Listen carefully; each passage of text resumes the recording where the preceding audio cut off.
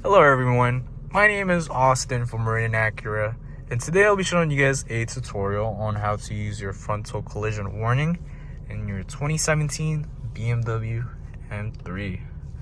So, in order to access this feature, what we have to do is we're going to go to the left hand side of the steering wheel, and once we get to the left hand side of the steering wheel, all you have to do is press on the middle button right here with the car logo with the lanes, and basically once you turn it on, it's gonna let you know in the screen that the frontal collision warning is on.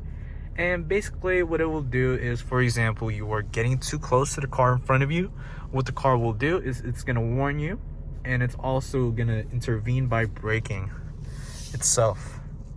And also, let me pull it up again. You also have pedestrian warning, so it will warn you during the day that, hey, there is a pedestrian crossing the street, and it will give you a assistance on braking.